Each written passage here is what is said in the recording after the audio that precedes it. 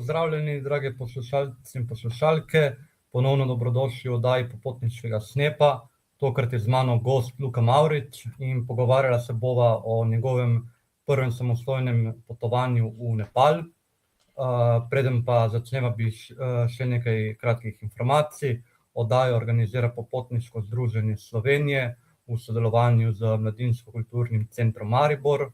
Oddajo bom moderiral jaz, Luka Mjan. Naše Popotniško združenje se ukvarja tudi z drugimi projekti. Ena izmed teh je spletna revija Globetrotter, potem imamo projekt Travel Different for Future, to je mednarodni program, ki se ga ustvarja skupaj z drugimi prostovoljci.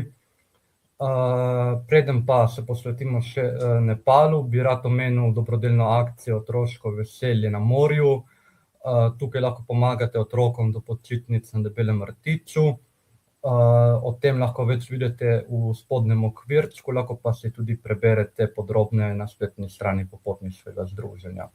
Tako, v trenutku se bomo posvetili Nepalu, predtem pa naj vas še spomnim, da pozorno poslušate, namreč tekom oddaje se bomo dotaknili teme, katera bo potem tudi nagradno vprašanje, in prvi pravilen odgovor, ki ga bomo prejeli na našem mailu, prejme člansko izkaznico in popotniško majico. Navodila boste pa tudi videli v spodnjem okvirčku sedaj in pa tudi potem, preden končamo. Tako, se pravi, da vam predstavim današnjega gosta, Luka Mavrič, moj prijatelj od otroštva, ampak danes gost oddaje Popotniški snep.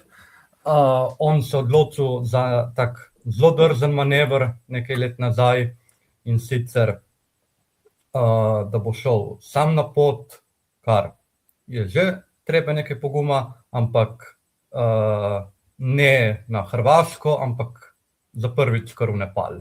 Tako da, zdaj pa prepuščam besedo tebi, Luka, da poveš malo več o tem. Hvala za tako lep introduction.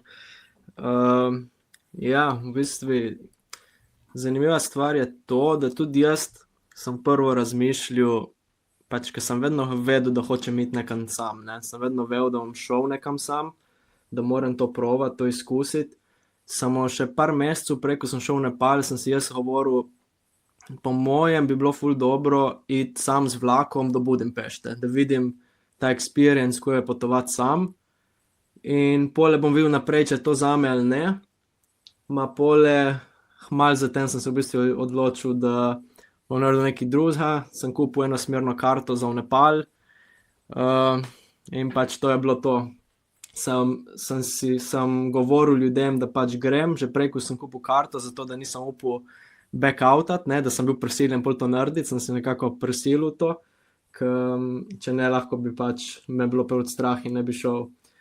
Ja, kupil sem to enosmerno karto, mislim, da je dejstvo, da do tistega dneva, do pač jutra, ko sem imel ta moj let v Nepal, se nisem prav zavedel, v kaj se spuščam, ker mene je realnost, da pač grem na drugi konec sveta, pač sam, da ni nobenega, da mi bo pomagal, če kaj rata, tisto sem začel razmišljati šele tisti dan, ko sem dejansko šel.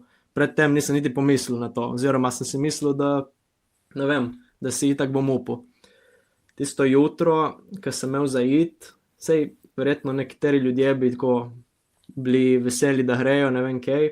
Jaz tisto jutro sem začel dvomiti vse moje odločitve, nisem vedel, zakaj sem to naredil, zakaj si to delam sam sebi, ampak ja, šel sem do tistega letališča, vem, da je bilo zelo emotional z družino, ko sem se poslovil. Mislim, da napaka, ki sem jaz naredil, je ta, da jaz sem si že vnaprej govoril, da jaz grem za pol leta.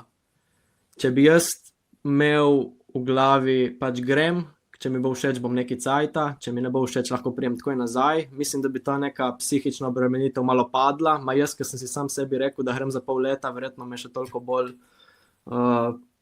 pole matralo vse skupaj. Dejstvo pa je, da takoj, ko sem pristal v glavno mesto Nepala, v Katmandu, ne vem kako, ampak niti nisem še nobenega spoznal, ampak ves ta strah je meni kar odletel tisti trenutek, ko sem stopil ven z letališča. In to je v bistvu ful zanimivo, zato ker jaz nisem niti vedel, kje spim točno tisti dan, ko sem priletel. Jaz sem se odločil, da bom pač v Nepalu en mesec bil kot nek prostovoljc, ko obstajajo določene strani, Cooker World Packers in take strani, kjer pač ti delaš in v zameno dobavaš prenočišče, nekje tudi hrano in to.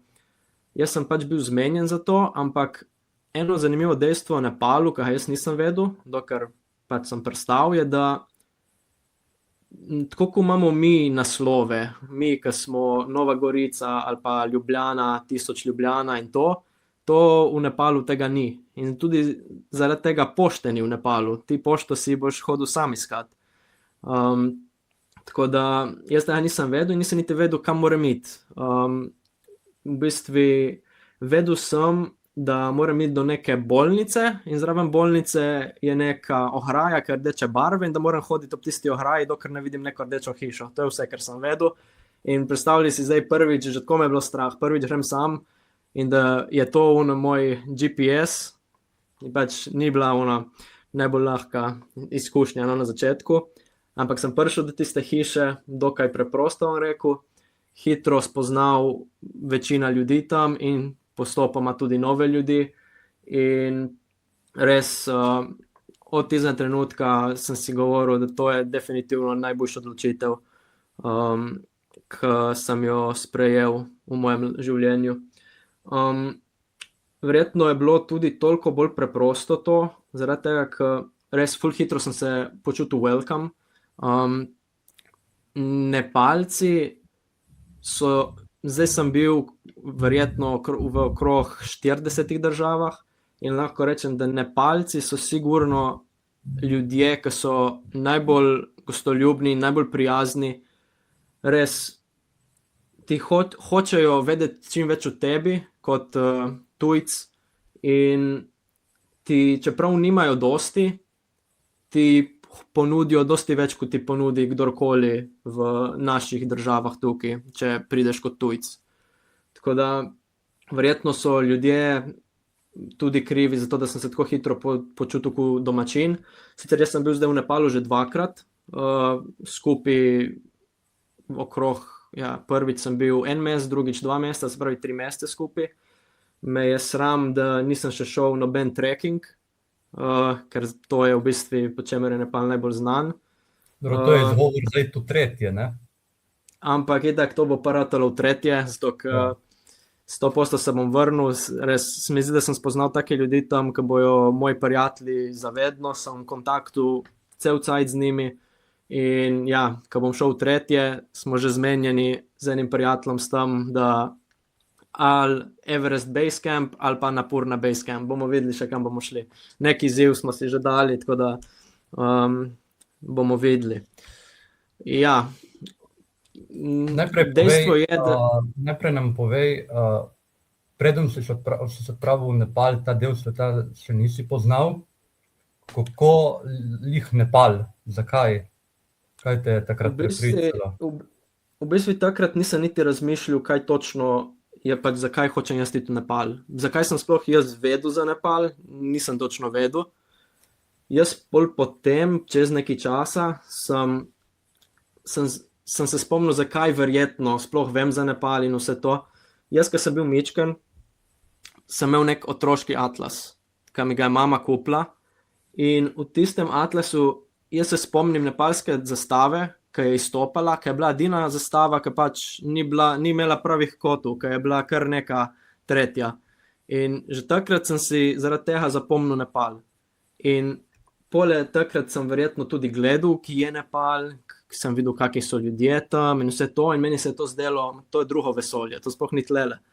In vedno se mi zdi, da zaradi tega me je Nepal malo bolj privlačil kot vse druge države. In sem vedel, da če hočem iti nekam ful daleč, bo to verjetno ena izmed mojih prvih odločitev. Nek tak, kot nek otroške sanje, čeprav nisem nikoli dejansko sanjal, da bom pač šel. In si nisem niti mislil, da bom dejansko šel. Zdaj, ful zanimivo, da jaz, ko sem prišel tja, jaz nisem čutil nekega kulturnega šoka, je res, da sem pač gledal dosti videov te prej iz Nepala, kak je, in sem vedel približno, kaj se spuščam. Mogoče en manjši kulturni šok je pač promet, ki je sklepam, čeprav nisem bil še v Indiji, sklepam, da je precej podoben indijskemu prometu. Ja, v indijskem prometu ni pravil, ne, to se samo pelje in naprej in rata. Tako je, ja, in se mi zdi, da Nepal je kar precej podoben, pač ti greš čez cesto, kadar pač se ti zdi, da je varno, ni, da je pač kdaj varno. Pač promet je, ustavil se ne bo, edino, kar bo naredil, je mogoče upočasnil malo in šel okrog tebe, da je ustavil, pa se ne bo nikoli, ne.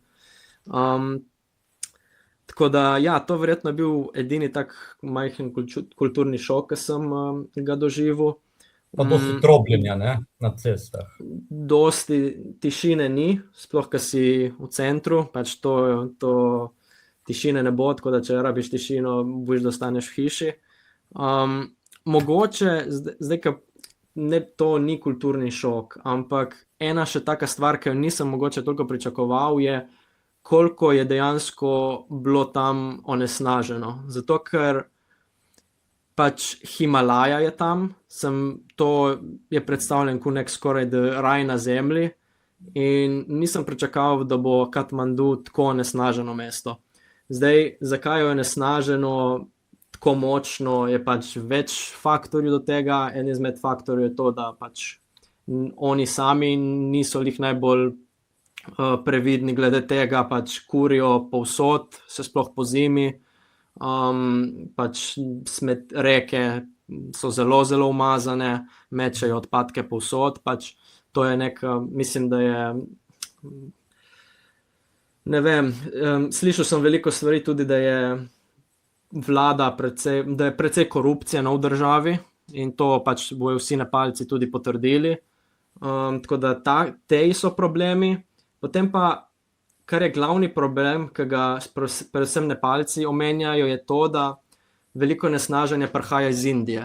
In zato, ker je pač tam Himalaja in je tako visoka, ta onesnažen zrak, ki prihaja iz Indije, se pač tam ustavi, ker ne more iti preko Himalaje več naprej.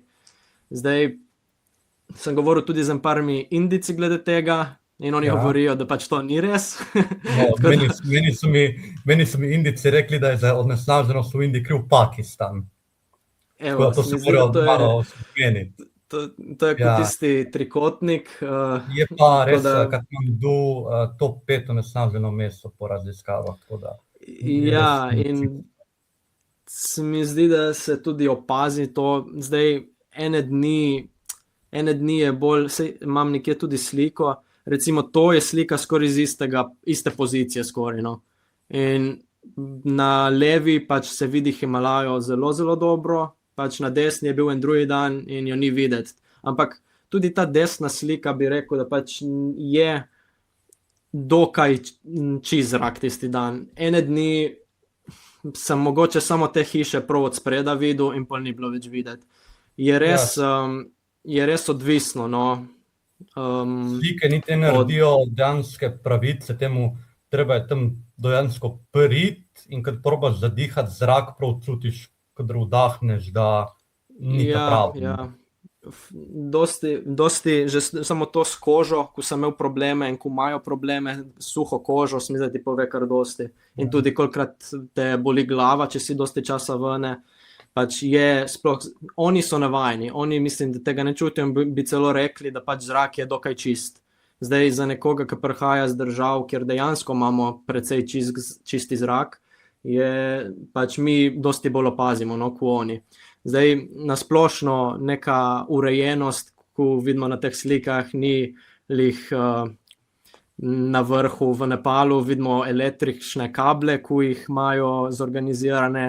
Na drugi sliki, tej na sredini, to je v bistvu lekarna. Zdaj, če bi tukaj imeli psa na pultu v lekarni, po mojem, ne vem, če bi tista lekarna več obratovala naslednji dan. Tako da standardi pač so nekako taki, ko si jih mogoče predstavljaš, ampak ne vem, jaz sem živel s pač nepalsko družino večino cajta in sem živel v njihovem domu. In lahko rečem, da drugače pa so zelo higienični ljudje. Jaz bi rekel, da mogoče so celo bolj higienični kot mi, zato ker roke so si, zdaj spet, lahko je to bila ta specifična družina, ampak roke so si umivali preden so karkoli dali v usta, kakršnokoli hrano. Zdaj, oni imajo to je mogoče en kulturni šok, ki se ga spomnim iz Nepala, je to, da ko grejo na WC, oni toaletnega papirja ne uporabljajo. Oni rečejo temu bide, saj je bide, mi imamo sicer drugačne bideje tukaj, ampak oni imajo tisto cevko, ki šprica zraven školjke in tisto je njihov toaletni papir, drugega nimajo. Tako da to je bilo... To ti je kdo razložil ali si se sam v praksi prvo? Se pravi, jaz sem imel srečo, da sem toaletni papir si imel sabo in si ga kupil. V trgovinah se ga da dobiti, se pravi, ga lahko kupiš, ampak ker jaz vem, ga večinoma samo tujci, ko sem jaz kupavajo, domačini ga ne bojo kupavali.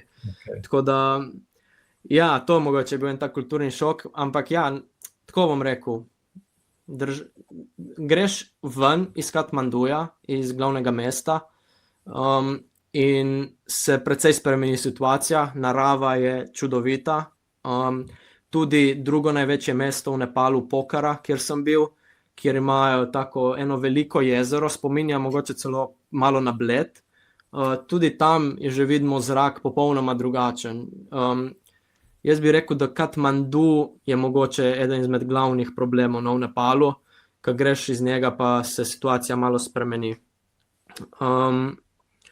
Zdaj, glede na to, da sem govoril, da higiena tudi ni na vrhuncu, bom rekel, da sem imel srečo, da probleme mogoče kako zastrupitvijo ali karkoli, v bistvu sem imel samo enkrat in še to mogoče bi si rekel, da sem sam sebi kriv nekako, zato ker sem šel v restauracijo, ki je istočasno bila trgovina za elektroniko.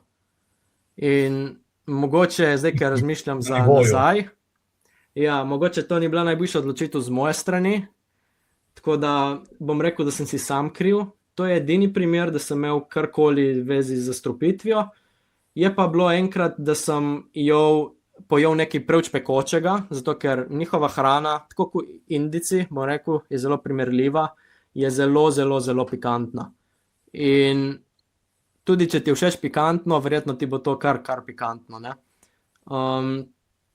Za njih je sicer to normalno, ampak ja, mogoče sem naredil napako, sem jel župo, neko nepalsko, tupka, mislim, da se kliče. In ja, je bilo zelo, zelo pikantno, sem vedel že takrat, da to mogoče ni dobra ideja, ampak je ven bilo mraz in me je sehrelo, tako da sem pač pojel do konca, ampak ja, pol sem imel malček problemov zaradi tega. V teh državah, kadar hočeš normalno pikantno, moraš naročiti nepikantno, pa bo še zmeraj precej pikantno. V bistvu ja, če rečeš lahko ne toliko pikantno, boš dobil verjetno še vedno ful preveč pikantno. Dejansko moraš reči nepikantno in bo pač sprejemljivo pikantno, ne? Nekako tako. Drugače pa ja, če že sem omenil hrano, jaz bi rekel, da nepalska delikatesa je zelo, zelo dobra. Imajo sicer precej indijske hrane tudi. Ena izmed mojih najljubših jedi, in sicer ironično tudi jed, s katero sem se zastrupil, je momo, ki so kot taki, v bistvu so kot dumplingi, sem se jih tudi učil delati pri tej družini, smo jih delali doma. Ampak ja, če ne pa imajo en čaj, masala čaj, ki samo jaz v Nepalu nisem pil kave, jaz sem sicer velik oboževalec kave, jaz jo pijem večkrat na dan, ampak v Nepalu jo nisem pil, zato ker sem raje pil masala čaj vsak dan, po 2-krat, 3-krat na dan. Res zelo, zelo dober čaj. Ja, in v glavnem, kakor sem govoril, ljudje v Nepalu so eni najbolj prijaznih ljudi, ki sem jih spoznal v življenju. Zdaj, tukaj sem dal to sliko zaradi tega, ker po mojem ljudje, ki slišijo o Nepalu, bojo prvo imeli v glavi neke take ljudi. in da so povsod taki ljudje, hindujci, budisti, karkoli, ki se tako oblačijo posebno. Zdaj, žal, realnost je taka, da tej so tukaj samo zaradi tega, da dobijo kaj denarja od turistov. Noben se ne bo oblačil tako. Zdaj se ne spomnim, koliko sem jim mogel plačati za to sliko, oziroma da sem šel tja k njim, ma sigurno med 5 in 10 evrov so imel skubli.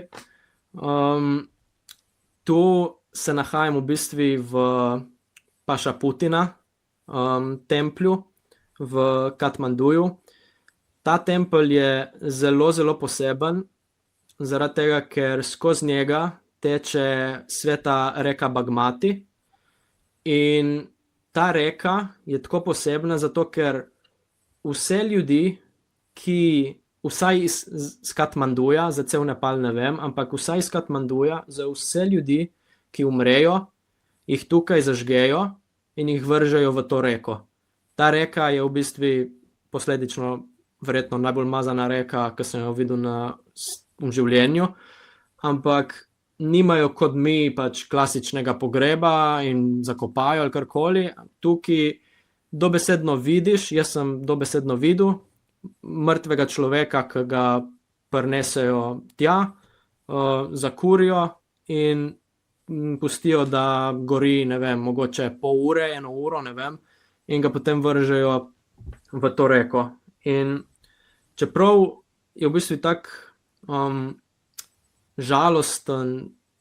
žalostna lokacija, bom rekel, jaz sem se tukaj počutil tako v nekem miru, taka umirjena energija je bila tukaj, da je res, nekako je bila to ena mojih najljubših lokacij, kjerkoli sem bil v Nepalu.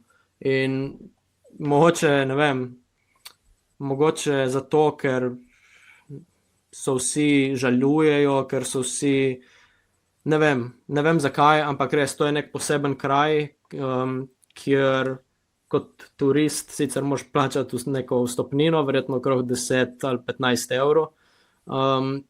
Imajo pa zelo dobro narejeno v Nepalu, da vsaj za domačine, da vse te lokacije imajo domačini zastonj. Tako da samo turisti morajo plačati in to pač gre verjetno v državni proračun ali nekaj, kar se mi zdi ful dobro narejen sistem. Sem imel par prijateljev iz Indije, ki so bili tam, iz Malezije, ki so lahko še vedno prišli zastonj skozi, zato ker so pač še vedno izgledali dovolj podobni Nepalcem. Sem rekel, da bom tudi jaz probal, a me nikoli ni ratalo priti skozi kot Nepalci. So vedno vedeli,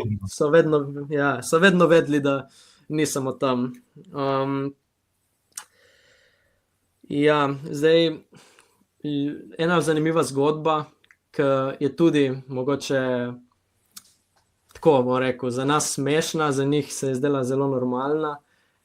Jaz sem v tisti hiši spoznal enega domačina, klical se je Aman, oziroma še vedno se kliče Aman, in on mi je znova in znova vsak dan, on je prihajal na obisk dosti, mi je govoril, da gremo pogledati Nepalu nek bazen. Je bil tako navdušen nad bazenom. Za nas mi zdi, ko reče nekdo bazen, to je pač kdo bo šel gledati bazen, to je nekaj ful normalnega. Njemu je pa ta bazen bil tako nekaj neobičajnega, da je ful hotel, da vidim ta bazen.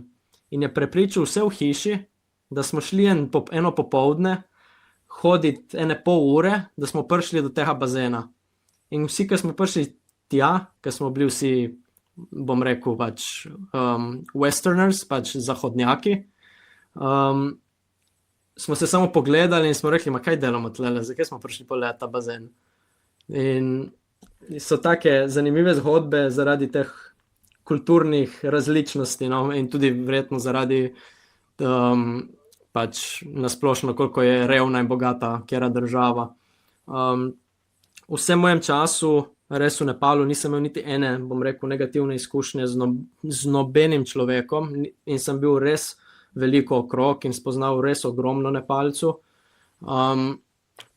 Zdaj sem imel eno zanimivo izkušnjo, ki sem mislil, da je negativna izkušnja, ampak se je v bistvu izteklo, da je v bistvu ta človek bil samo toliko prijazen, da če bi to se zgodilo mi tle, bi sigurno s prve začel razmišljati, da tam mi če ali ugrabst, ali mi vzeti denar. Eno ali drugo. Tam samo dejansko je bil človek tako prijazen, da mi je hotel tako neobičajnimi stvarmi pomagati, da je moja zahodnjaška miselnost začela razmišljati, da tam me hoče ugrabsti ali pa mi nekaj ukrasti. Res, ljudje v Nepalu, tukaj je par ljudi, ki sem jih spoznal, bom rekel, so res čudoviti. Spodaj desno je pa po mojem oseba, ki mi je meni v Nepalu najbolj ostala v spominu. Kliče se, napiše se Raj, izgovori se njegovo ime Raz, in on je bil, jaz sem njega spoznal verjetno po enem tednu v Nepalu. V bistvu na ulici, nekje v centru, blizu Durbar Squarea v Nepalu, je on sam začel govoriti z mano. Je videl, da sem turist, verjetno je hotel mi kaj pomagati, da bi mu za meno dal kaj denarja, ampak ko mi je začel razlagati, mi je začel govoriti tudi njegovo življenjsko zgodbo, kako je izgubil svojo družino v potresu, ko je bil v Nepalu.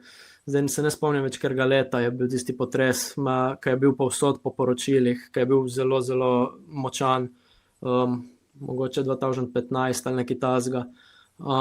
Izgubil družino, kasneje zaradi tega je začel piti alkohol, zaradi tega, ker je začel piti alkohol, ga je žena pač pustila.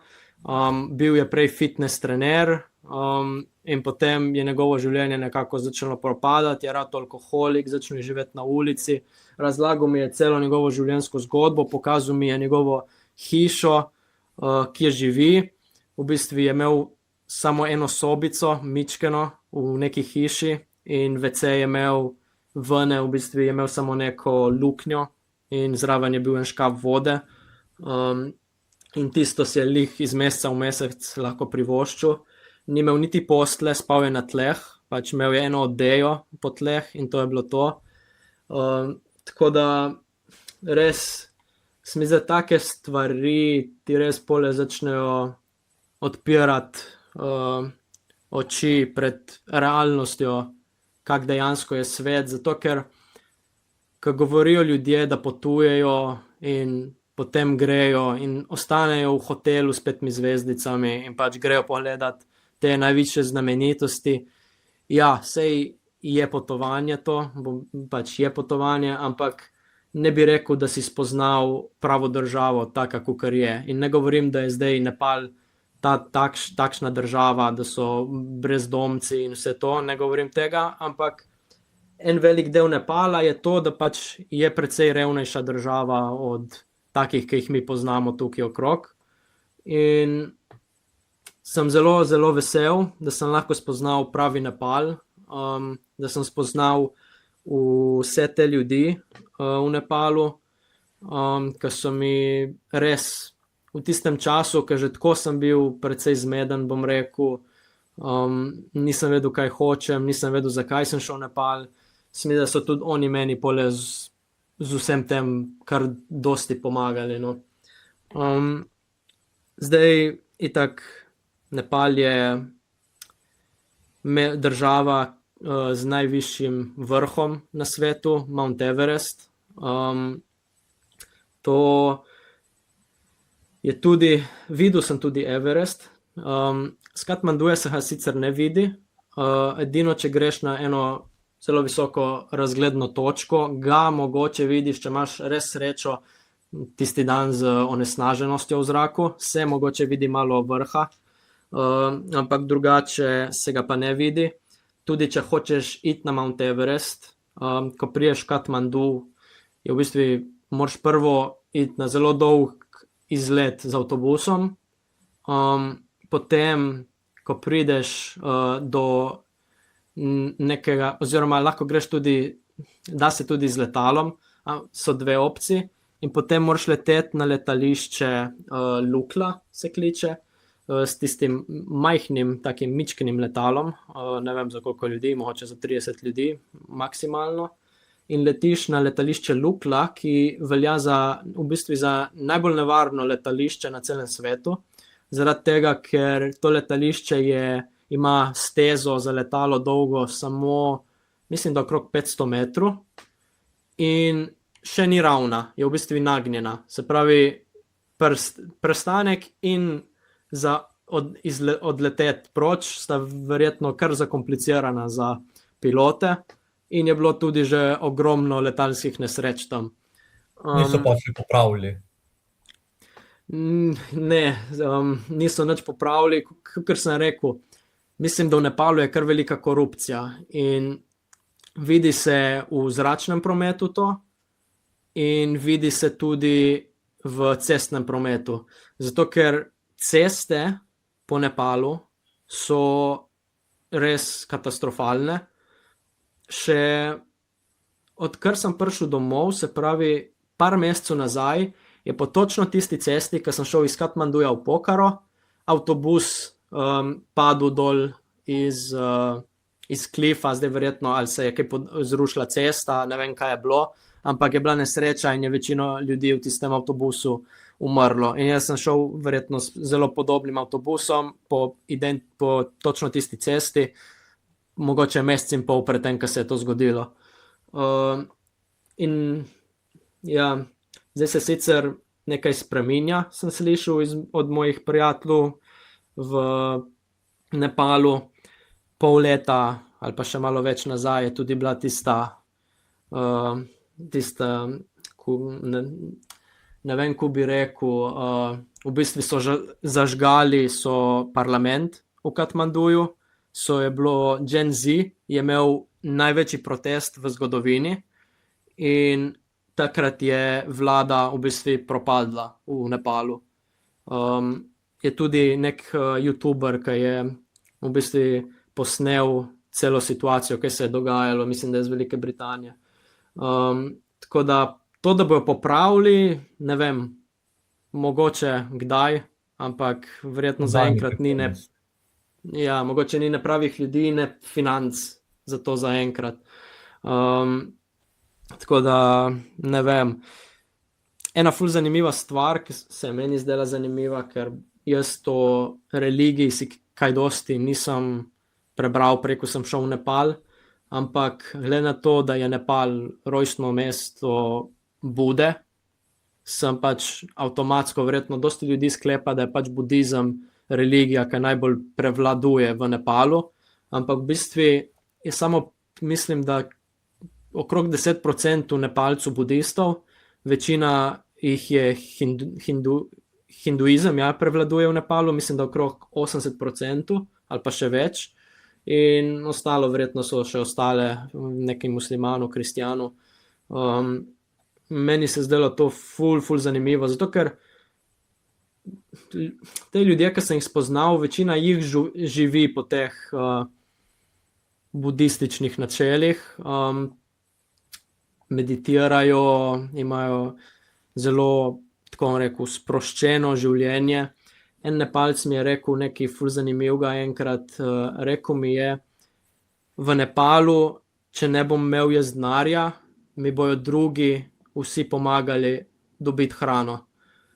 Je rekel, ti, če boš ostal brez denarja, je pač kazal, mislim, verjetno je mislil na Evropa, Amerika, pač te zahodne države, noben ti ne bo skočil na pomoč, verjetno ni govoril o družini, je govoril samo o dobrih ljudeh okrog sebe.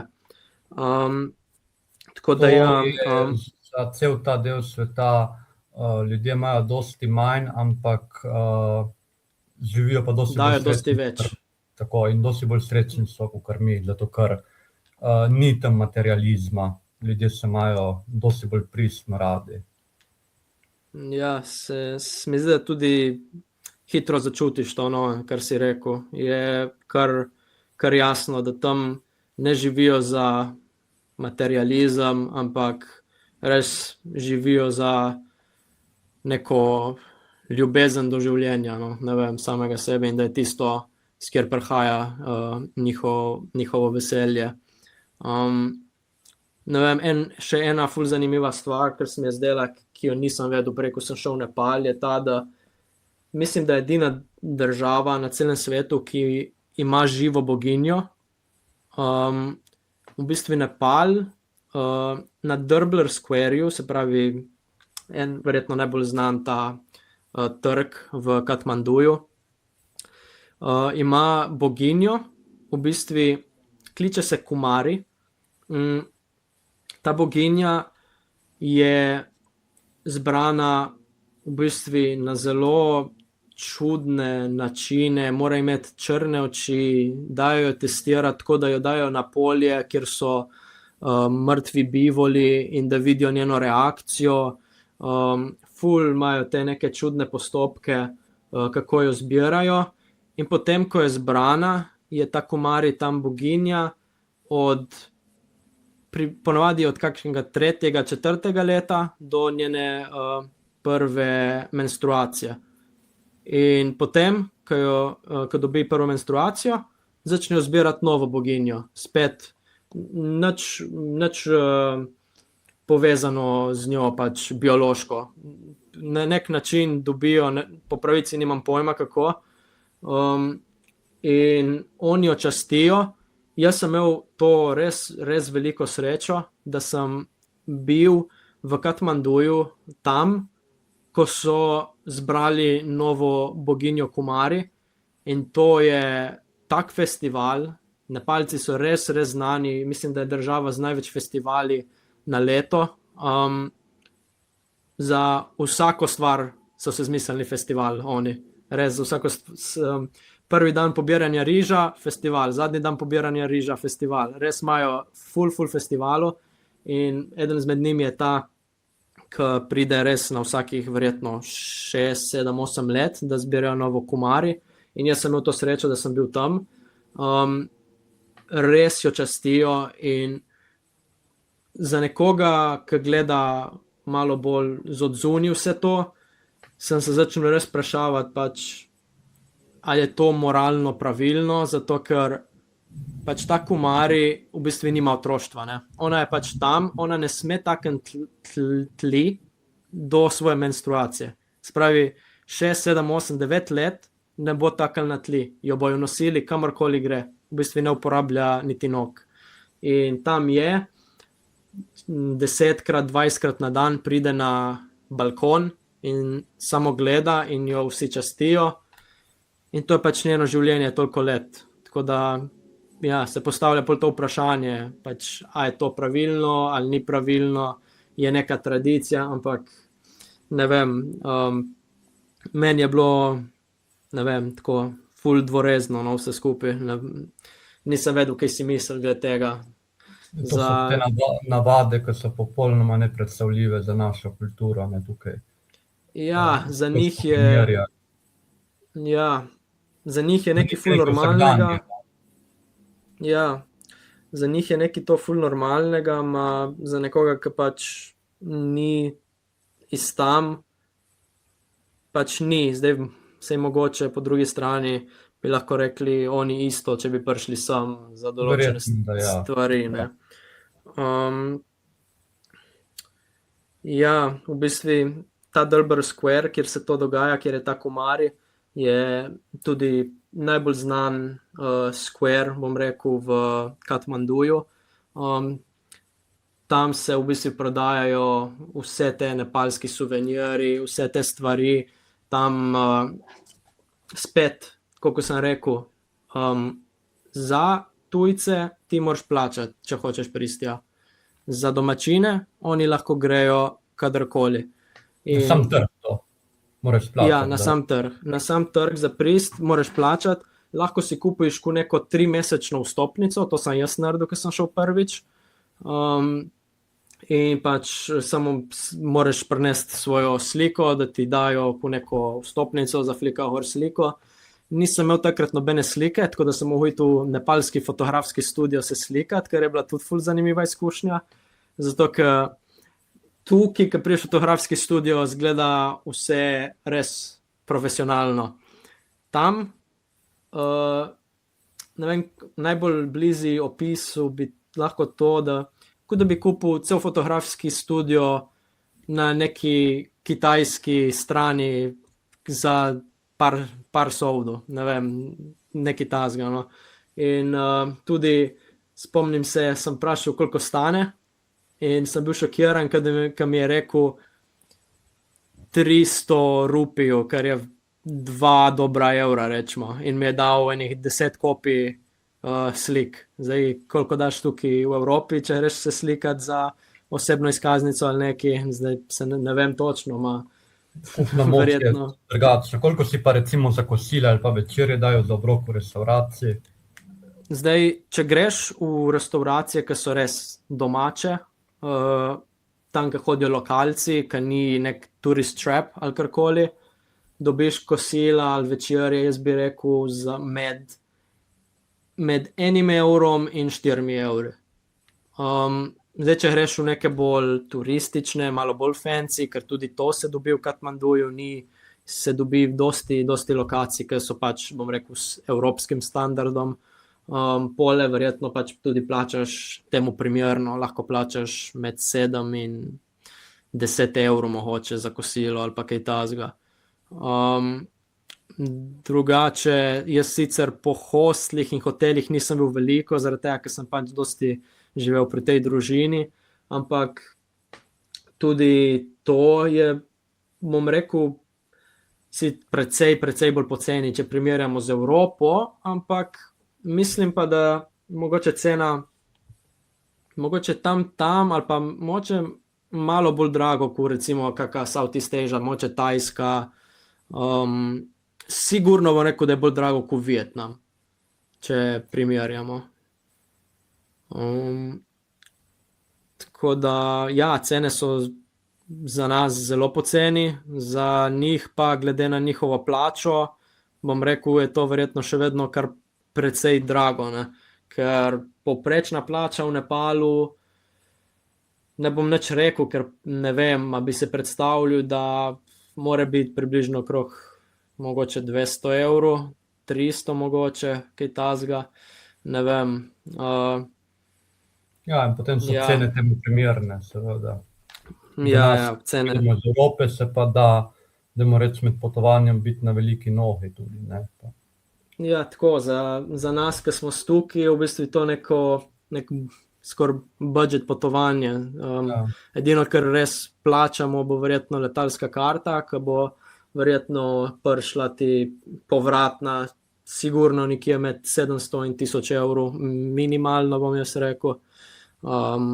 Ostalo pa pole, ne vem, ni neke velike porabe. Tudi turistične atrakcije in vse to so zelo dobre cene, bom rekel. Ni nikjer zelo drago. Ena ful zanimiva stvar, recimo, ki nisem niti vedel, ampak sem hotovo, kadar sva imela nek nesporazum se z enim prijateljem z Nepala, je, da on mi je govoril, ker sem hotel vzeti letalo do Pokare, ker če ne avtobus se vozi 90 ur, mi je govoril, pač naj grem z letalom, kupi letalsko karto, ker je 10 evrov. In jaz sem vsakič šel gledat in je bila 80 evrov in nisem razumel, zakaj, ko ima on 10 evrov.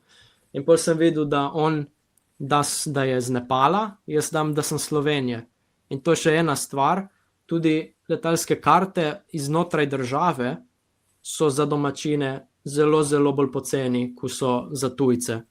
In ne vem, meni se to zdelo ful dobra stvar, no, v Nepalu, da so drugačne cene. Na nek način, kakor turist, lahko prispevaš k lokalni skupnosti, kar je tudi dobra stvar, kaj lahko narediš.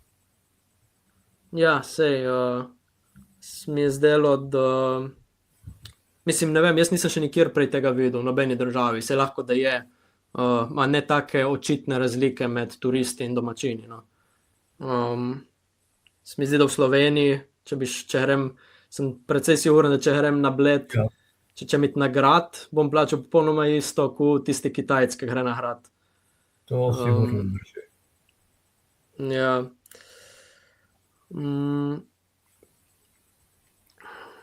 Ja, Daj mi ne vem. povej, bil si 2 meseca v Nepalu, preden si se odpravil naprej. Kadar V si prvo ali v drugo? v prvo. V prvo sem bil približno 1 mesec. No, okej. Po enem mesecu, ko si šel na letalo za iti iz Nepala, kako te je spremenilo vse skupaj 1 mesec Nepala? Mislim, da ti opre prvo kot prvo malo oči pred drugo vrsto življenja, ki jo mi poznamo.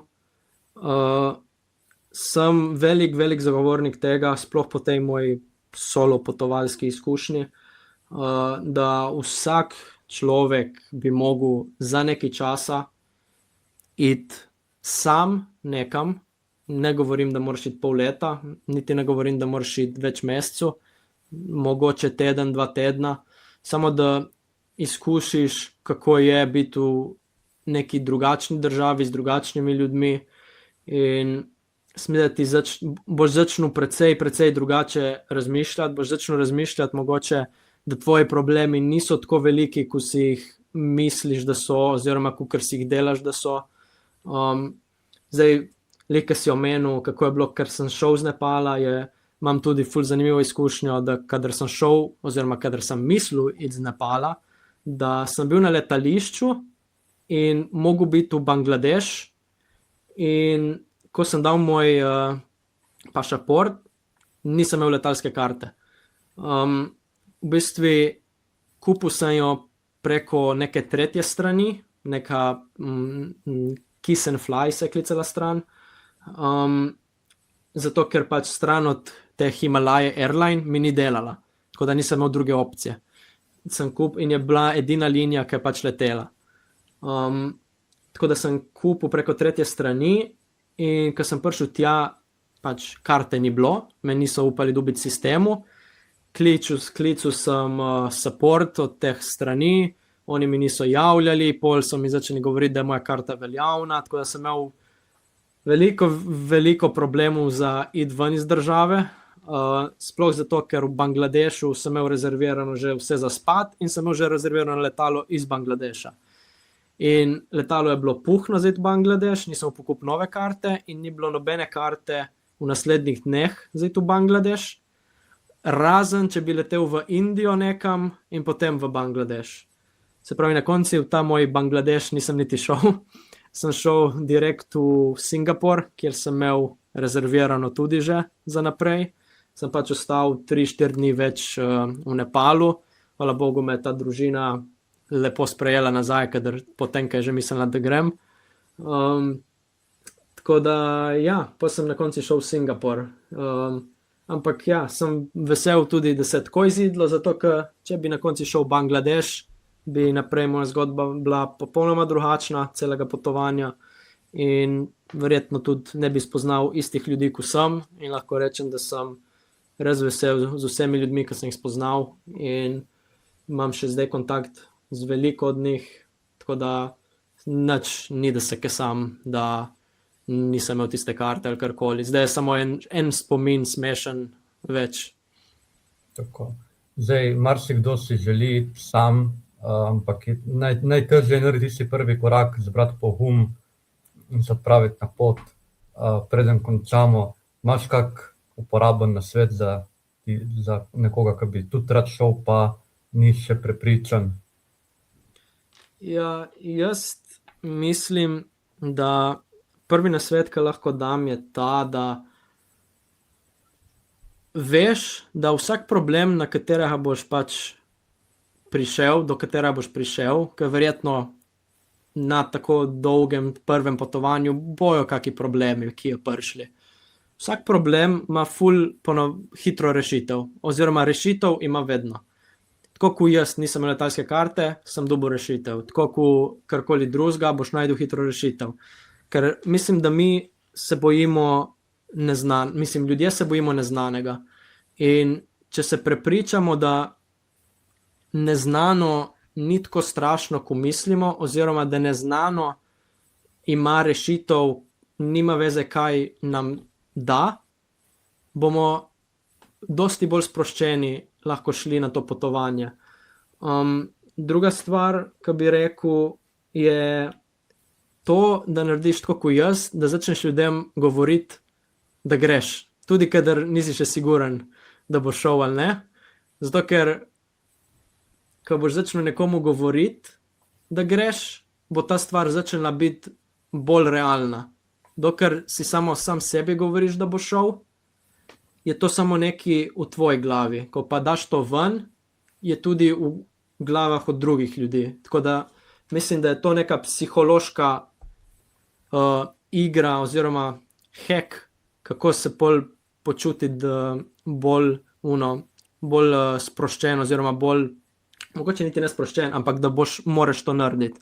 To seveda je dobro, da narediš, če res hočeš iti. Zdaj, če si še 50-50 ali ne, raje ne začne govoriti ljudem, da bo šel.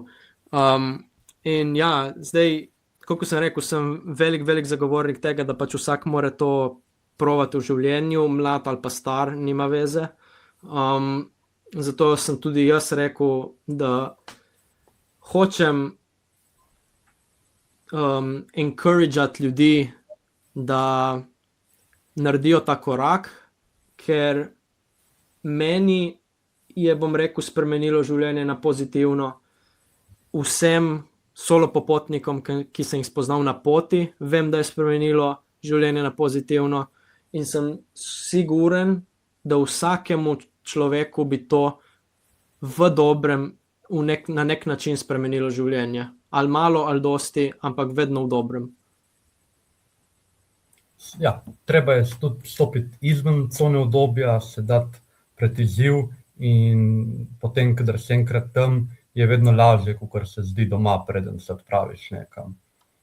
Jaz bom rekel, da strah verjetno, ena napaka, ki delajo ljudje, je ta, da čakajo, da bo strah zginil. Ampak strah, mislim, da ne bo nikoli izginil. Še zdaj po toliko potovanjih samostojno, tudi mene je še vedno strah, ampak mislim, da samo moraš skupaj s strahom iti naprej. Ja, mene je strah že, kadar grem za 2 dni v Italijo, kjer bo bilo isto, kakor kadar grem za 3 tedne v Indijo. Vedno lahko gre nekaj narobe, ampak če boš razmišljal, kaj bo šlo narobe, boš bil doma in izgubljal nešteto lepih trenutkov.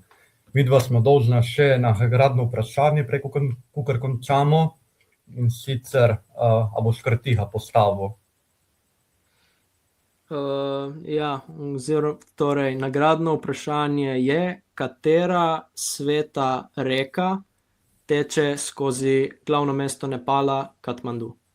Tako, midva smo se o tem pogovarjali, tako da če se pozorno poslušali, imate odgovor, drugače pa lahko tudi vprašate ChatGPT, stric Google, ta orodja služijo svojemu namenu.